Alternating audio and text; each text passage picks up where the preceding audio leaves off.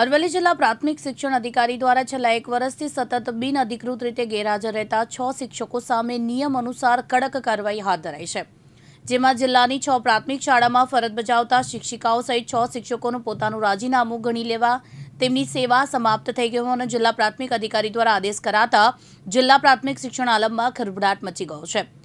અઠવાડિયામાં 2 થી 4 દિવસ જ ગુલ્લી મારતા શિક્ષકોના અહેવાલ મંગાવતા ગુલ્લી બાદ શિક્ષકોમાં પણ ફફડાટ મચ્યો છે।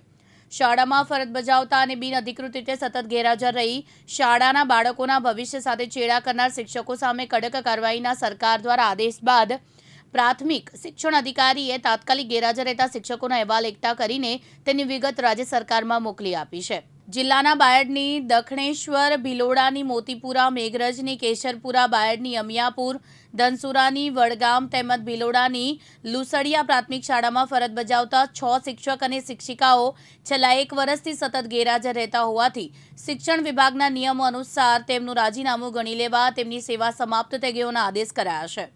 અરવલ્લી જિલ્લાની પ્રાથમિક શાળાઓમાં છેલ્લા 1 વર્ષથી બિનઅધિકૃત રીતે ગેરહાજર રહેતા શિક્ષકો સામે કાર્યવાહી ચાલુ હતી।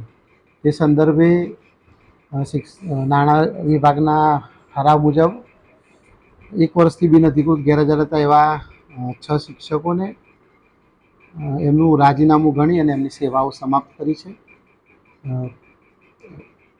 એ સિવાય 2 શિક્ષકોએ રાજીનામું આપ્યું છે, એના રાજીનામા પણ મંજૂર કરી દીધા છે અને 1 શિક્ષક છે એને બરતરફ કર્યા છે। કુલ કેટલા શિક્ષકો હતા સાહેબ? કુલ હાલ 9 શિક્ષકો અમારી સમક્ષ હતા, તે 9 સામે કાર્યવાહી કરી દીધી છે।